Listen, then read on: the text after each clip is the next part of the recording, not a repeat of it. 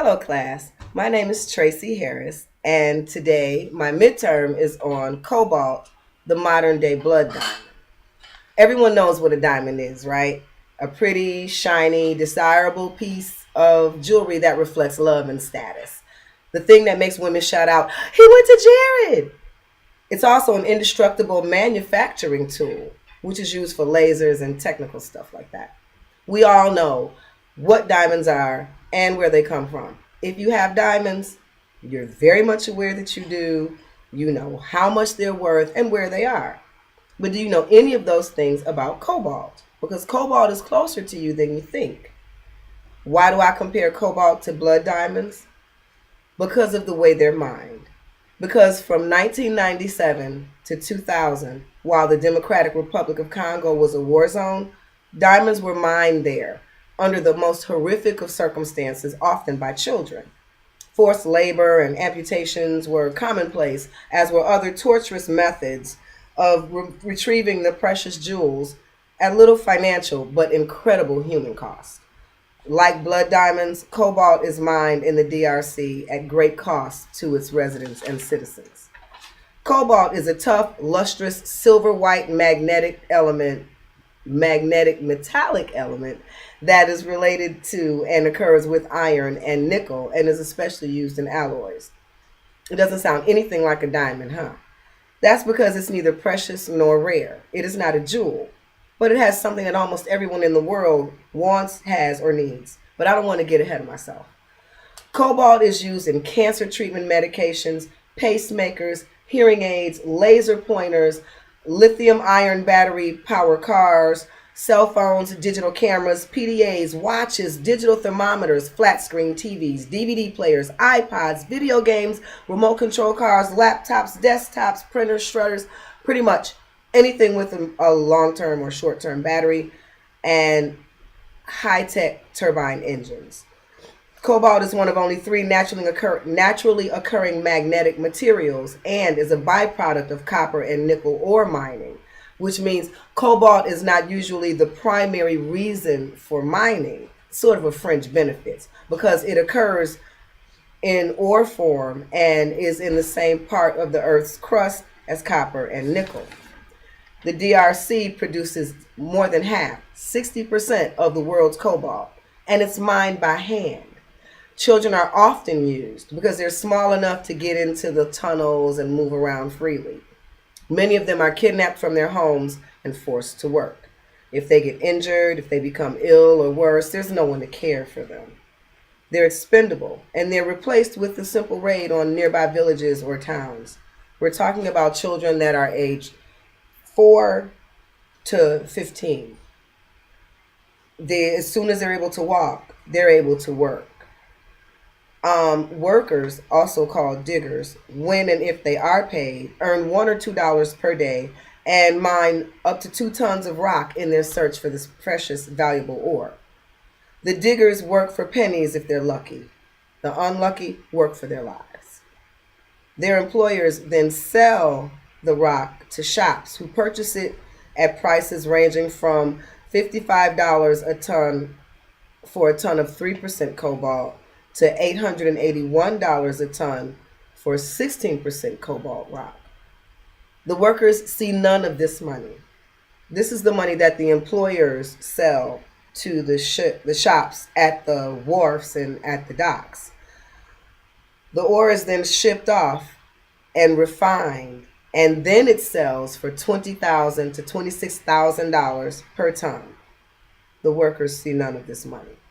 According to CNN and the Washington Post, the human toll of cobalt mining in the DRC is traced back to a Chinese company called Congo Dongfang International Mining, a subsidiary of one of the world's biggest cobalt producers. I'm going to have trouble with this name. Zhejiang Huayo Cobalt. The environmental impact of the mining process is significant and detrimental considering there's a lack of machinery in the mining process. So the mining is done by hand with little to no safety equipment. The rocks retrieved from the mines are then washed by hand in the same water that the villagers use to irrigate their crops, to bathe in, to cook with, to drink from. The heavy metals that are leached from the rock into the water have adverse biological effects on the humans who interact so closely and intimately with this water. The heavy metals cause birth defects and breathing problems, not unlike the birth defects and breathing problems that are and will occur in Flint, Michigan, due to the heavy metal poisoning of the water there. So there are similarities that we can relate to when it comes to industrial. I can't say accidents because Flint was no accident, and that's another essay. UNICEF and Amnesty International both acknowledge that child labor is a large problem because the Congo's mining code actually prohibits the use of children in the mines, yet the practice continues unabated. We here in the U.S. and in collaboration with the U.K. created the Dodd-Frank Act that was enacted to prohibit the import and purchase of cobalt from conflict zones, even though the DRC is not suspected of financing insurgency. That's not correct.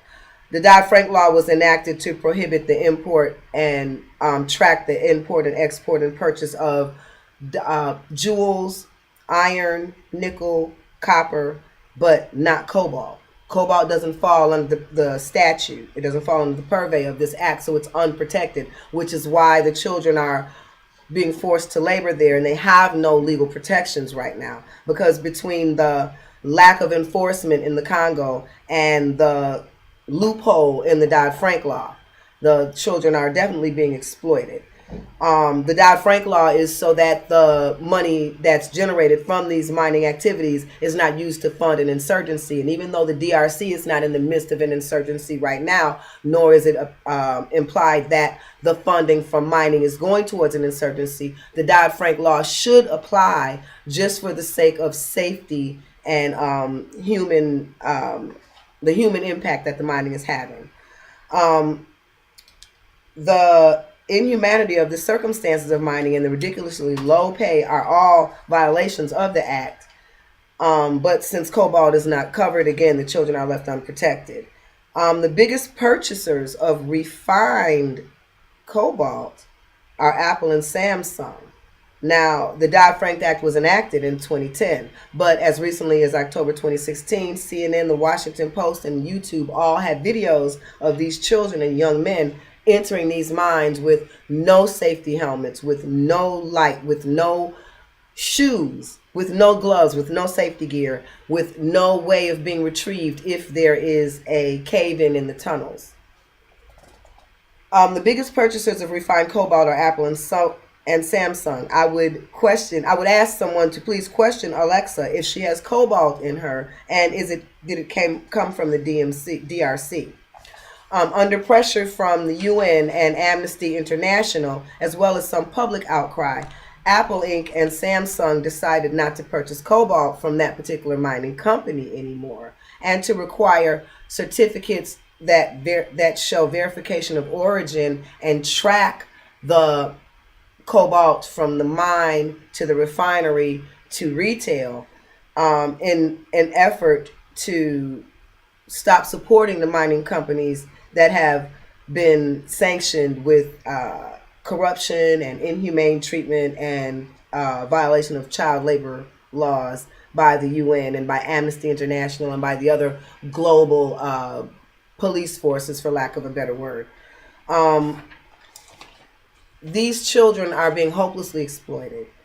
The facts are the facts. We are consumers of the things that further this exploitation.